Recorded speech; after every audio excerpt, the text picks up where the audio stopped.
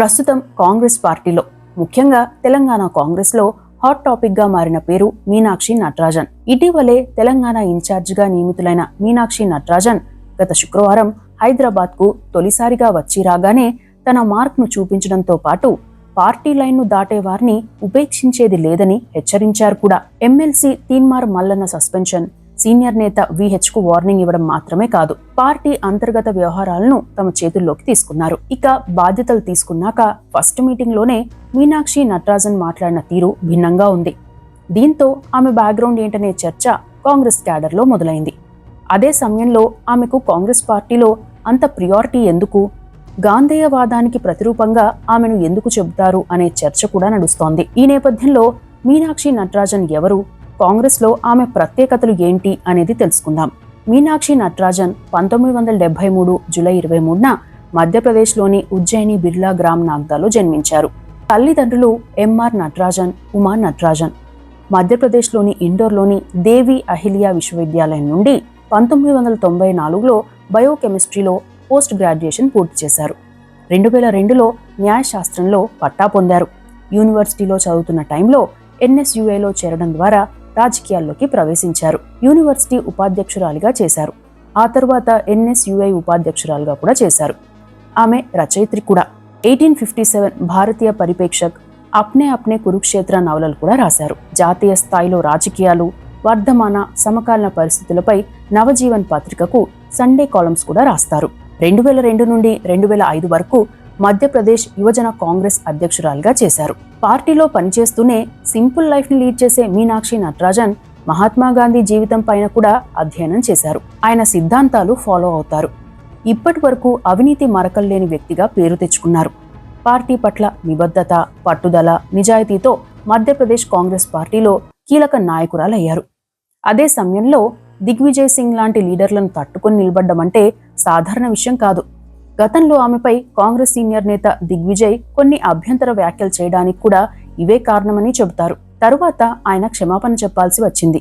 అలా మీనాక్షి నటరాజన్ పనితీరును గమనించిన రాహుల్ గాంధీ 2008లో ఆమెను AICC సెక్రటరీగా నియమించారు. 2009 లోక్సభ ఎన్నికల్లో మధ్యప్రదేశ్లోని మాన్సౌర్ లోక్సభకు పోటీ చేశారు. ఆ ఎన్నికల్లో 30,000 మెజార్టీతో బీజేపీ అభ్యర్థి లక్ష్మీనారాయణ పాండేపై గెలుపొందారు. దీంతో దేశవ్యాప్తంగా పేరు తెచ్చుకున్నారు. ఎందుకంటే 1971 నుండి అక్కడ కాంగ్రెస్ పార్టీ గెలవలేదు.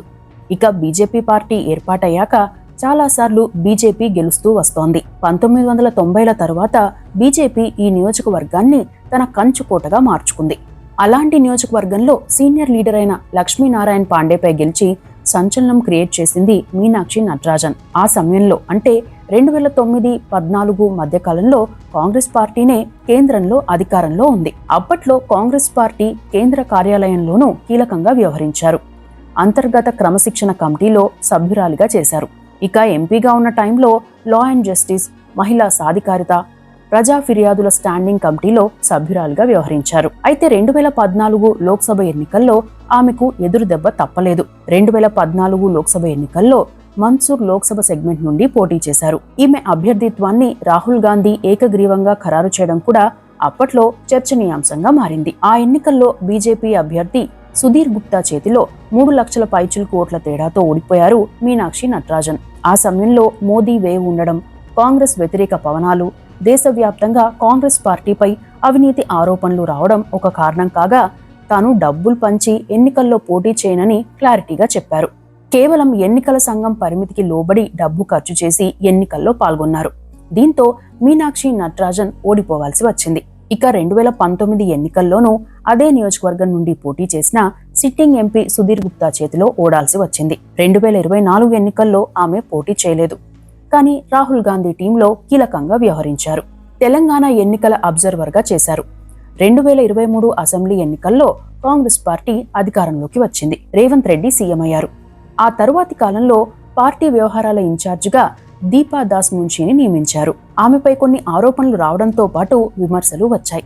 కాంగ్రెస్ పార్టీలోని కొందరు నాయకులే ఆమెపై విమర్శలు చేసేవారు. ఆమె పార్టీ వ్యవహారాల ఇన్ఛార్జిగా కంటే కూడా అజమాయిషీ ఎక్కువగా చేసేందుకు ప్రయత్నించారని, అంతేకాకుండా కొందరు నేతలు ఆమెకు విల్లా సౌకర్యం కల్పించారని, 5 స్టార్ హోటల్లోనే బస చేసేవారని కూడా ప్రచారం జరిగింది. ఈ నేపథ్యంలో దీపాదాస్ మున్షి స్థానంలో మీనాక్షి నటరాజన్ కు ఆ బాధ్యతలు అప్పగించింది కాంగ్రెస్ పార్టీ. ఆమె వచ్చి రావడంతోనే తన పనితీరు ఎలా ఉంటుందో చూపించారు. నార్మల్ గానే కాంగ్రెస్ పార్టీలో క్రమశిక్షణ కంటే భావ ప్రకటన స్వేచ్ఛ ఎక్కువని చెబుతారు. ఆ పార్టీలో ఎప్పుడు ఎవరిపై ఎవరు విమర్శలు చేస్తారో కూడా అంచనా వేయడం కష్టమే. ఇక ఫిర్యాదుల సంగతి చెప్పాల్సిన అవసరం లేదు. అలాంటి పరిస్థితి నెలకొన్న సమయంలో మీనాక్షి నటరాజన్ వచ్చాక కొందరు నాయకులు భయపడాల్సిన పరిస్థితి వచ్చింది. జాతీయ స్థాయి పార్టీల్లో సహజంగానే పార్టీ రాష్ట్ర ఇన్ఛార్జ్లు వస్తే స్థానిక నాయకులు, నేతలు హంగామా చేస్తుంటారు. వాళ్ళ మెప్పు కోసం ప్రయత్నిస్తారు.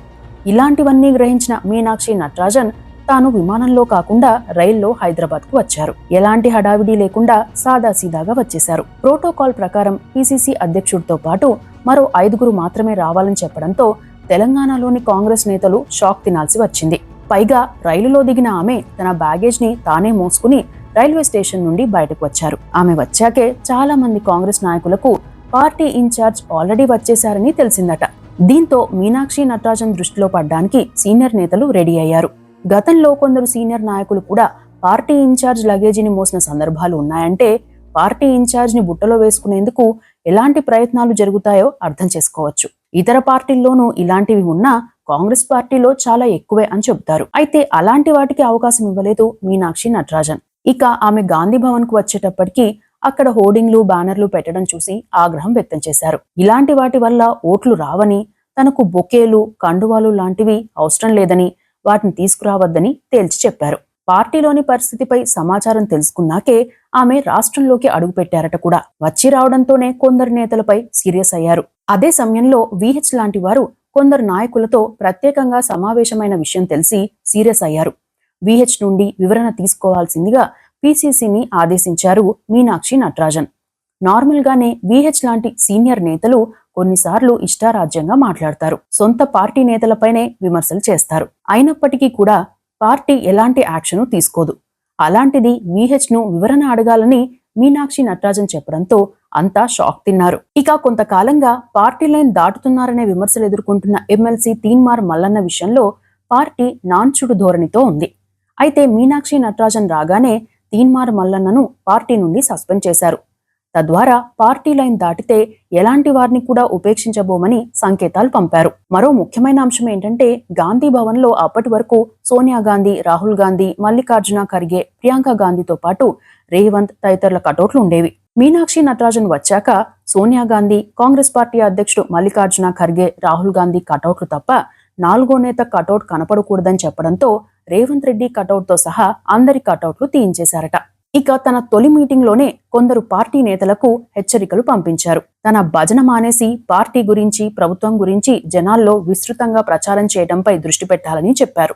ఆ సమావేశంలో ఎక్కువ భాగం ద్వితీయ శ్రేణి నేతలే మాట్లాడడంతో సీనియర్ నేతలుగా పేరున్న వారికి నోట మాట రాని పరిస్థితి. గతంలో కీలక నేతలు మాట్లాడేసి సమావేశాన్ని ముగించేసేవారు. అయితే మీనాక్షి మాత్రం గతానికి భిన్నంగా ఎక్కువ సమయం ద్వితీయ శ్రేణి నేతలు మాట్లాడేందుకే అవకాశం ఇచ్చారు. మరో ముఖ్యమైన అంశం ఏంటంటే మీనాక్షి నటరాజన్ కి దైవభక్తి కూడా ఎక్కువే. వారంలో 6 రోజుల పాటు నిర్విరామంగా పార్టీ పనులను చేస్తారు. అయితే శనివారం మాత్రం పూర్తిగా మౌనవ్రతమే పాటిస్తారట. ఆ రోజు కేవలం నివేదికలను చూడడం, రిపోర్ట్స్ పరిశీలనకే పరిమితమవుతారు. అయితే మీనాక్షి నటరాజన్ నియామకంపై తెలంగాణ రాజకీయ వర్గాల్లో పెద్ద చర్చే జరుగుతోంది. ప్రస్తుతం దేశంలో అతి తక్కువ రాష్ట్రాల్లో కాంగ్రెస్ పార్టీ ప్రభుత్వం ఉంది. అందులో తెలంగాణ కూడా ఒకటి. అయితే కొన్నాళ్లుగా ప్రభుత్వంలో కీలకమైన మార్పులు వస్తాయని చెబుతున్నారు. అంతేకాకుండా త్వరలోనే మంత్రివర్గ విస్తరణ కూడా ఉంటుంది. ఈ నేపథ్యంలో అనూహ్యమైన మార్పులేమైనా జరిగితే పార్టీలో అసమ్మతి రాకుండా చూసేందుకు మీనాక్షి నటరాజన్ ను ఇక్కడికి పంపించారనే చర్చ కూడా నడుస్తోంది. అవి ఏ స్థాయిలో మార్పులు అనే అంశంపైన భిన్నాభిప్రాయాలున్నాయి. మొత్తంగా చూస్తే వైఎస్ రాజశేఖర రెడ్డి హయాంలోనే పార్టీలో కొంత క్రమశిక్షణ ఉండేది. ఆయన సీఎంగా ఉండడంతో పాటు నిర్ణయాధికారాలన్నీ మాక్సిమం ఆయనవే ఉండేవి. పార్టీ అధిష్టానం కూడా వైఎస్ మాటను కాదనలేని పరిస్థితి ఉండేది. ఆ తరువాత తెలంగాణ కాంగ్రెస్ లో సీనియర్ నాయకులు ఉన్నా పార్టీ ఫిరాయింపులు, అసమ్మతి, ఫిర్యాదులు ఎక్కువయ్యాయి. ఇక 2023లో కాంగ్రెస్ పార్టీ అధికారంలోకి వచ్చినా ఇంకా కొందరు నాయకులు అసంతృప్తిగా ఉన్నారని, కొందరు కుట్రలు చేయడంతో పాటు పార్టీ అధిష్టానానికి నిత్యం ఫిర్యాదులు పంపిస్తున్నారని, వారిని కట్టడి చేయడంతో పాటు ఇక్కడి ప్రభుత్వానికి మరింత ఫ్రీ హ్యాండ్ ఇచ్చేందుకు మీనాక్షి నటరాజన్ ను పంపించారనే చర్చ కూడా జరుగుతోంది. మరి రానున్న కాలంలో మీనాక్షి నటరాజన్ కాంగ్రెస్ పార్టీ వ్యవహారాలను ఎలా నడిపిస్తారో చూడాలి.